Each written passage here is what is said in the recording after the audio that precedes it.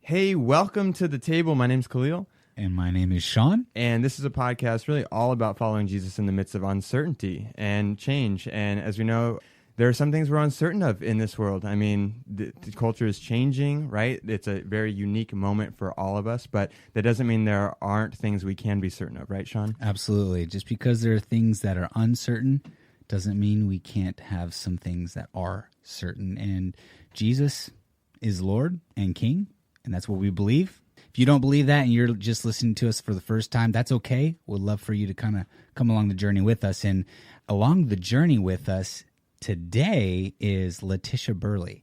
And so Latisha is a youth pastor in Salem, Oregon. She's pretty cool. That would be a different Salem than the one that is known for the Salem witch trials. Yes, okay, so for part those of of the you who country. are not Oregonians, let's just kind of write that one off really quickly. It's an awesome church, People's Church in Salem, Oregon. And one of the things I love about Latish, I call her Latish, is that she's a thinker. She's very good at processing through information, thinking. She's going to soon become, she will be Pastor Master Latisha. Yes. And so going to a great seminary up in the Portland area, actually in Portland. They're like right in the heart of the city, Western Seminary. And so Latisha, thanks for being here with us. Thanks for joining us at the table. And would you tell us a little bit about yourself? First, what is your favorite thing to do when you're not working? So leisure, hobby, something fun. What do you love to do? Yeah, thank you so much for having me. It's such a fun thing to be here with you and experience this. Thank you for inviting me. I enjoy hiking. I enjoy the outdoors. So anytime I can be outside, like the sun today makes me want to go out there. The sun is mountain. awesome today. Yeah. Yeah. For those who are listening that don't know, Oregon, well, not all of Oregon, but a good chunk of Oregon rains all the time. Like all the time. It makes us appreciate the sun so Yes. much more. Absolutely. Yep. Latisha, second question. Favorite coffee shop? Ooh, good call. Go. Yes, I love coffee. That's not a coffee shop. Yes. Sorry, All I'm the thinking- coffee shops. I'm thinking. I don't know. I frequent Starbucks a lot, but I do get tired Really? of it. I didn't know that. You're such a local girl. Yeah. You know what I mean? Oh, no, I prefer local, but Yeah. I'm trying to think of my favorite. Yeah, hurry, because I got another question for you. Oh, no. Oh, dang. Pressure. You got... I like the Beanery when it was downtown, but And your favorite beverage? Coffee or non-coffee? yeah, What is it? probably cold brew. I like cold brew. Okay. Most brew. most Just times. straight caffeine. So we're... Just make it happen. So we're around the imagery and metaphor of the table right now, Mm-hmm. and Latish is holding in her hand a cold brew from the Beanery from downtown Salem. Khalil, what are you holding in your hand? I am holding in this metaphorical image because right now I'm drinking drip coffee. And from we're here. all drinking drip coffee right now. But I'm holding a caramelizer blended from Dutch Bros. Not because Dutch. it's my favorite, but just because that's what I do when I'm socializing with people. I get Dutch. Absolutely. And then I would be holding a salted peanut butter mocha from Snow Peak Coffee. And none of these coffee shops sponsor this Welcome to the Table podcast. But they we are just want- invited to. they Just are go ahead all- and get a hold of us. You Our go ahead. contact will be in the show notes. So Latisha, tell us a little bit about you. What are some things that you would want our listeners to know about you? If there's just a few things, what would you want them to know? Yeah, I grew up in Oregon, so born and raised, and I've been going to church my whole life. I was blessed to be part of a family who follows Christ still, and so grew up in small town, and so I get the small town, and then I moved to a larger city. I went to a private Christian school, and then I went to Northwest University for my undergrad, and like you said, I'm working on my master's now, but I'm glad to be part of church. I love church community. Yeah. And I've been able to travel some. That's been really fun to see different parts of the world in the last few years. So that's been exciting, and it's fun to partner with other churches and get to know other people around. So Yeah, which you're really good at. How long have you been at People's Church Salem? yeah, working on my 8th year there. 8th year, longevity, people. That's I love awesome. that. Well, I'm really excited for our conversation today. Definitely. And, we want to talk about discipleship a little bit. It's a phrase that's thrown around a lot, gets defined several different ways. But for the average follower of Jesus, many may know that there's an actual biblical command to be disciple makers. But how to actually do that in daily life can be a little bit confusing and a little bit uncertain. And that's what this podcast is for, just exploring some of those things. And Latisha, this is your heart. I know you have a heart to disciple and to see people being discipled. And that's kind of why we wanted to bring you in this conversation, because it's something that you know is important and you care about.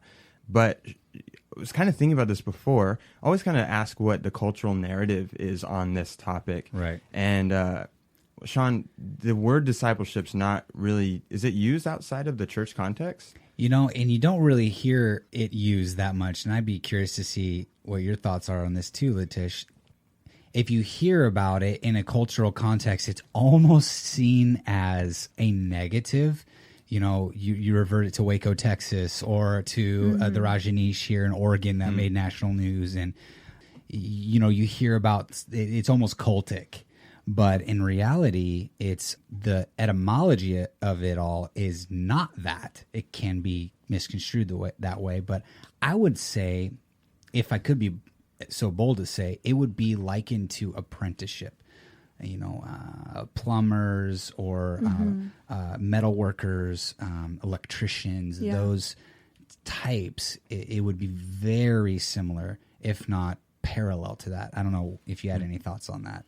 The cultural narrative of discipleship. Yeah, I would say that. And I think, like you said, it might have leave a bad taste in people's mouths when they hear discipleship. They might think like discipline or something that's like confining or something they don't have interest in being part of. But I like that idea, those other terms you were using, and then the concept of mentorship, I think is a big one, because there's a big part of relationship that has to do with discipleship, from what I found at least. It's good. The idea of relationship, I think, is a significant one too.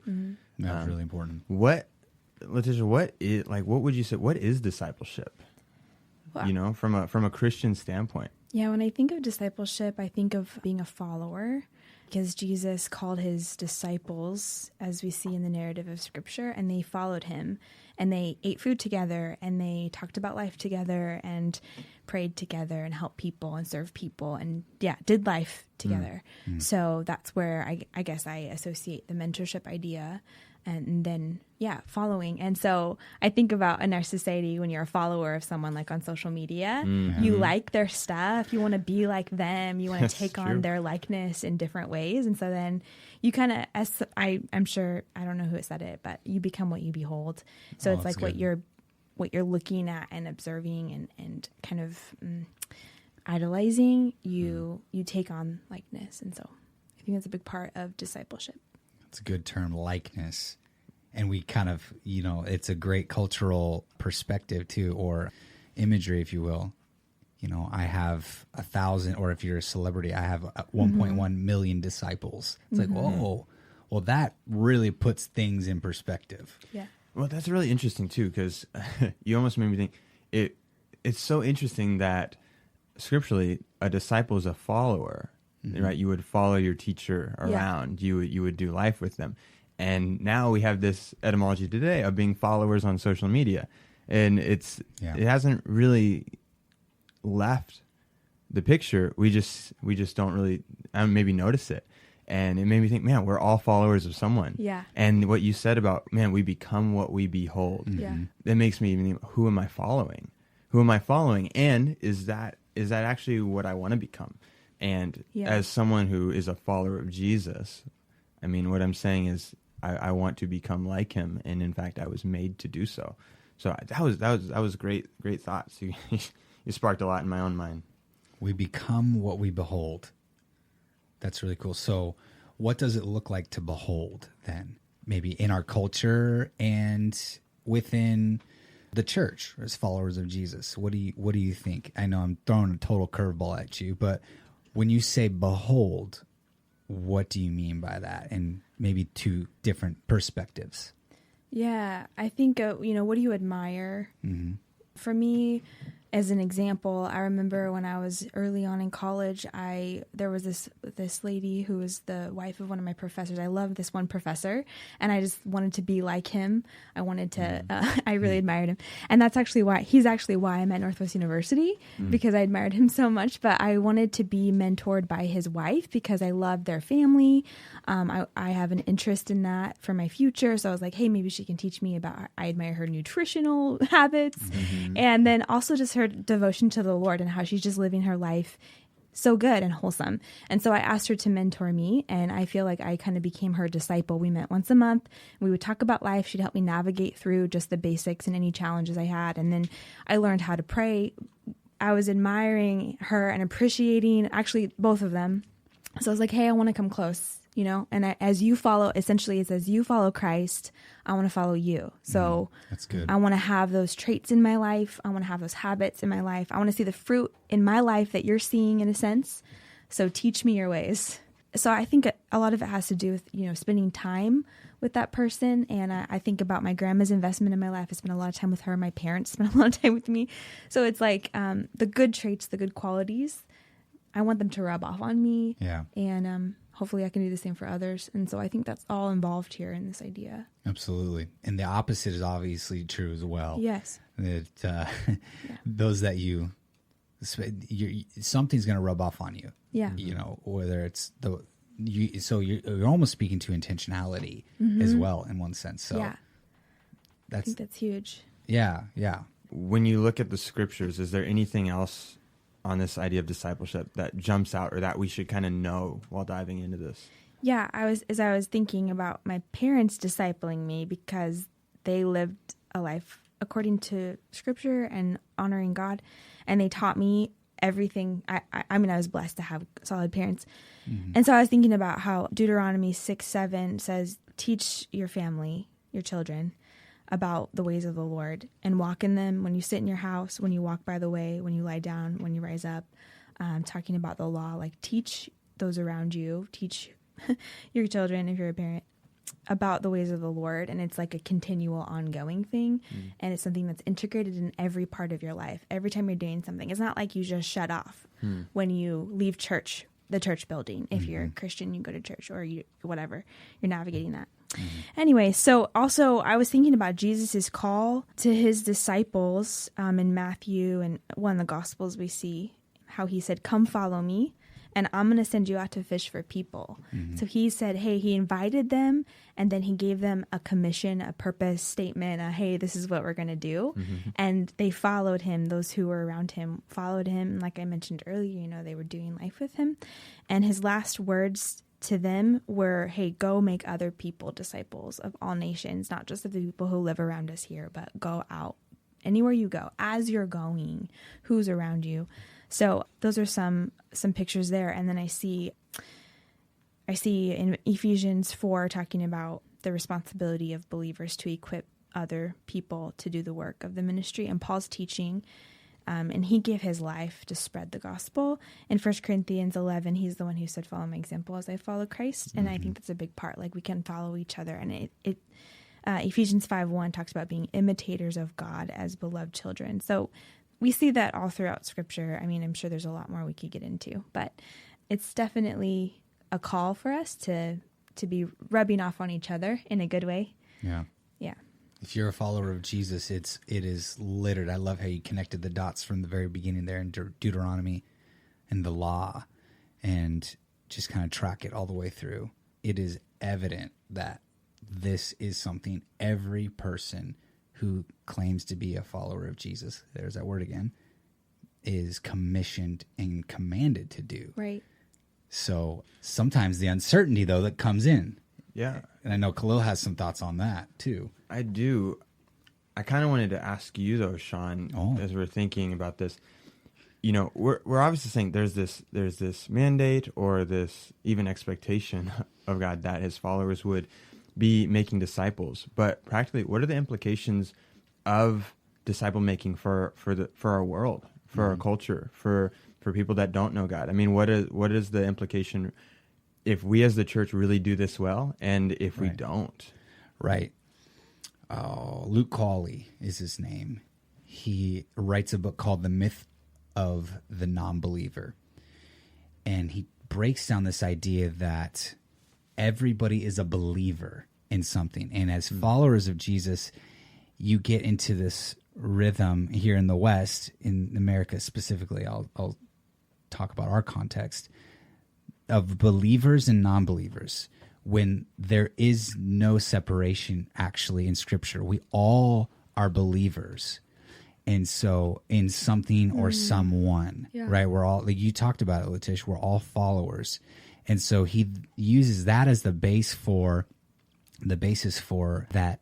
As followers of Jesus, you need to be doing discipleship in two ways, two broad ways. One is discipling from Jesus, that is those who are already followers of him, and discipling people toward Jesus.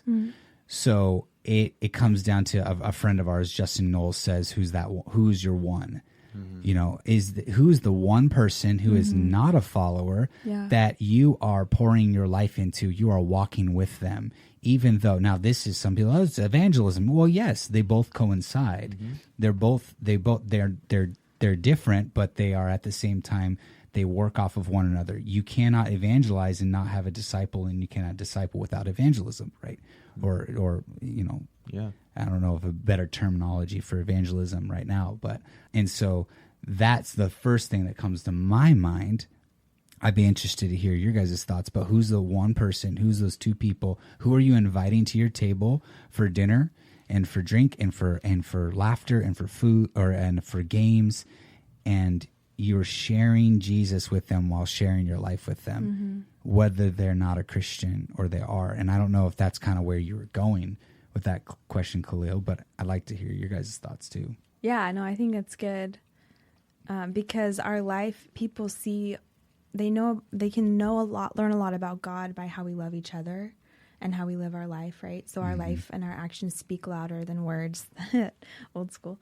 So I have a friend who I call her pre-Christian, right? Like she's not quite following the Lord. She doesn't see the need to. She doesn't really believe the same as me. And but we have had so many meals together and you know, shared many burdens, you could say, like challenges in life. And she knows that I will pray for her. And so when she's facing something, like recently she had something with work and she was texting me, tell your friends to pray for me. I need all the good thoughts and the prayers that I can get, you know, but it's like turning to God when you need help. God is able to help, right? But I think there's something to that in all the ebbs and flow of life, all the good times and the bad times, like seeing how we handle those things is really vital. Yeah, as followers, we handle it differently. It's really good. The scriptures say they'll know you're my followers, you're my disciples by your love for one another. Yeah. And you touched on this kind of in passing, Latisha, but you said discipleship, it's a lifestyle. It's not a it's not a structured thing, or it's not a time of the week, right? This is discipleship time, but we live as disciple makers. And I love that idea that Jesus actually says, as you are going. Right. So in your day-to-day life, in your daily life, and kind of with the last question I asked, just to add to the picture that you guys painted, I think all of our life is about pointing people to the Savior.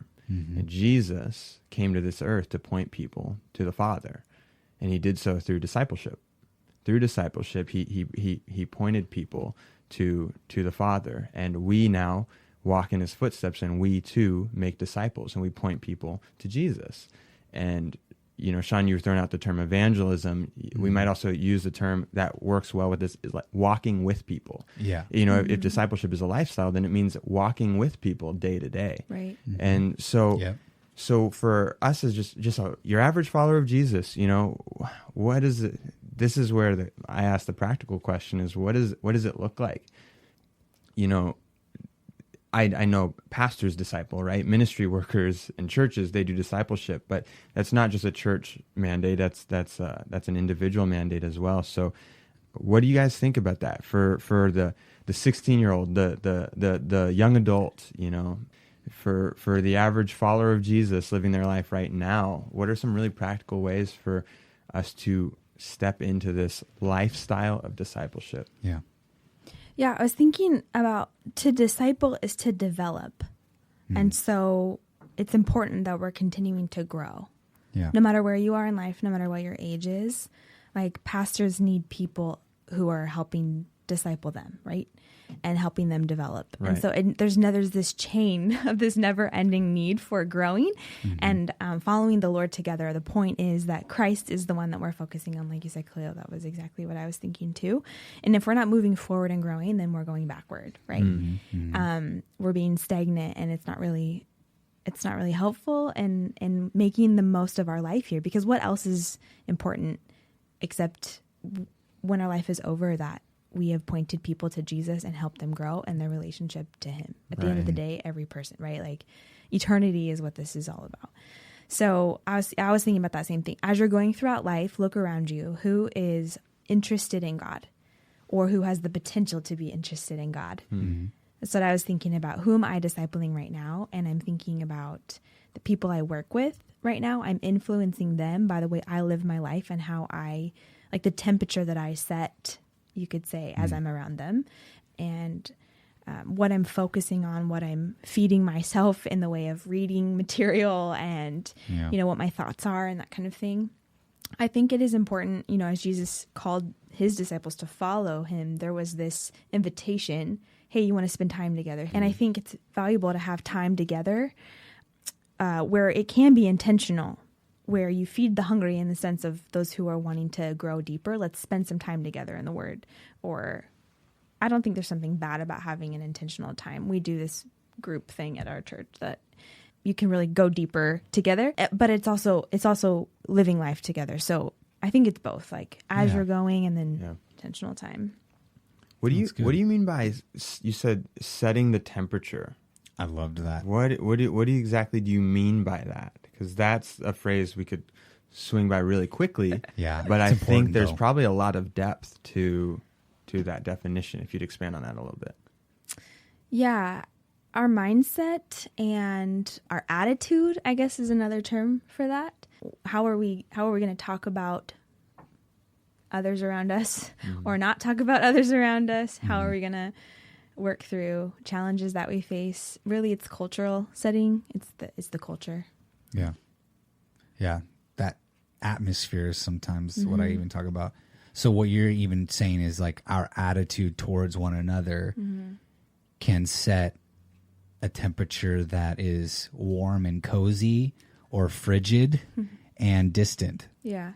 I guess is unifying or divisive. Good. Yeah. Unifying or divisive. I would maybe say expand and think, this is what came to my mind, is wherever I go, am I taking the character of God with me? When I step into a room, is it being flooded with God's character, his nature, his likeness? I try to interact with a lot of friends who are not followers. I say yet as well, right? They're not followers of Jesus yet. But I believe that that's their future. But it's so easy to, in a workplace that's not faith-based, to kind of just try to blend in, not make waves, not stand out. And I never see Jesus blending in, not standing out. So there's a little bit of a challenge there. But maybe a good question to ask ourselves is, whatever room we walk into, is the Holy Spirit flooding into that room? Is he affecting the atmosphere? Or is it pulling people in that direction or pushing them away? Yeah, it's a great question. I was just kind of thinking as Khalil was talking, and as you were talking too, Latish, what are maybe two things? One for sure, that practical things that you do to disciple, or to disciple disciples who disciple disciples.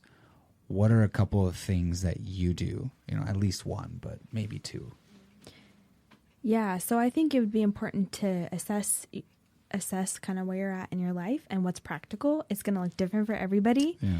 For me, because of my role in a pastoral role, working with students, I've kind of spearheaded this group opportunity to talk about some practices, some disciplines, right? So fasting and prayer, and why do we read our Bible, and then practice those things. and integrate them into our life and Mm-hmm. learn about what that looks like, and then see the benefits of it in a group setting, and then do that together for a few months. And so I've taken some students through that process, lived life together a bit, and then now I've begun to teach other adults who are then teaching students. Mm-hmm. And then those students become like assistants for other groups that start. And so that's kind of been a ripple effect that's been really fun to watch over the past few years. Yeah. That is within my context, something that I've done and it has been very intentional. But then I think there's also the friendships that I've built just personally, and I just check up on people because I care about them, and I say, how are you doing Yeah. in your walk with God? And then, what are the challenges that you're facing, and how can we work together with that? So again, it's a lot of personal interaction. Mm-hmm. So it kind of, for me, that's been my most recent interaction. Yeah. Yeah. It's interesting because you're really hitting on that relational piece, because when you think about it, is the average follower of Jesus thinking of this idea of walking together in our friendships? Mm-hmm. So we've got people in our lives that we've been friends with for 10, 15, 20 years, or maybe even just a handful of years. Yeah. And do we have the mindset that, we're actually sharpening one another to the likeness of Jesus and we're growing together? Or is it just, hey, we get together and we have fun and all those things are fine. Yeah. But it comes back to intentionality and what you're saying there. I'm intentional with my friendships and relationships. It's always in order to encourage and challenge and love and really sharpen one another into the likeness of Christ.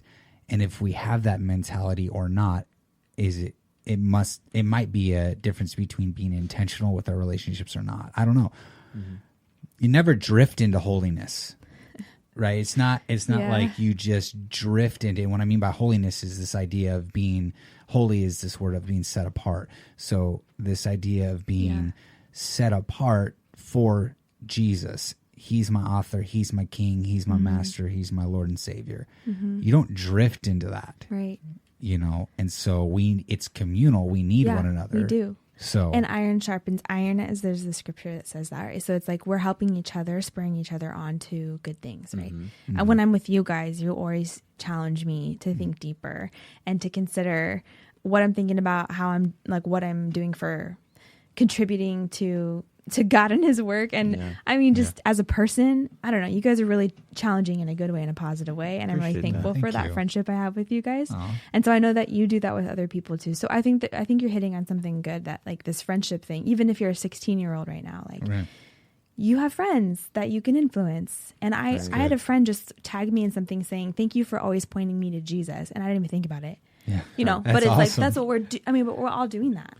Yeah. You know what it's so good. What I hear in both of your statements, but really through your example, Latisha, is the relationship. This is all flowing from relationship, which actually what I see in you is that it all flows from your care for people, that you care about them. So what you're doing is you're checking in. Yeah. You're checking in. And I wonder, is the average follower of Jesus thinking more about ourselves or more about the people around us with our time?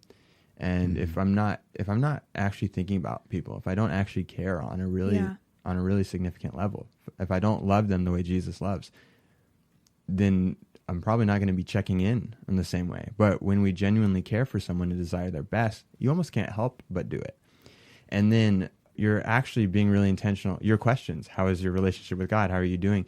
You're sparking spiritual dialogue. You're sparking a spiritual conversation, or provoking it, as that scripture says, right? You're prodding that along. And so that's a really great encouragement to me, even, and anyone listening, is I can take an intentional step to ask a spiritual question. Mm-hmm. And that's a way to disciple as we're going. Just in the midst of our life and doing a relationship with one another, we can ask a spiritual question, a question about God, or a check-in on someone that recalibrates the conversation towards Jesus. That's really good. Yeah, I've used, what do you think, where is God in all this? Or what do you think God thinks about this? That's good. So it's not pushing it on them, but it's like inviting them to think differently, maybe. And inviting them to think differently at the table. I love it. Is there anything else you would like to leave with our listeners? Any other thoughts? Maybe a nugget or another something practical that you might think is helpful? I would say sometimes it can seem ominous and hard to grasp, like, okay, what is this big idea of discipleship that we're supposed to be doing, like we started out with? And I think I would encourage everyone to just focus on one thing, just think about it, and just pray, like, okay, God, what can I do today? What can I implement in my life today? What one thing can I start to incorporate that can start to become part of who I am? Or even say, like, man, am I already doing this and I don't realize it? Mm-hmm. I think a lot of us already are. And we just need to recognize that maybe this is in the category of mentorship, discipleship for the purpose of pointing people to Jesus. And let's just keep going and not grow weary in doing good, but keep going and keep focused on Him. That's awesome. It'll be good. Good. Yeah. That's great. That's super encouraging. That is too. very encouraging. You took a really complex idea and made it feel like something anyone could do. I could do this. I could ask that question. I could check in on that person. So thanks so much for jumping on with us today. Thanks, guys.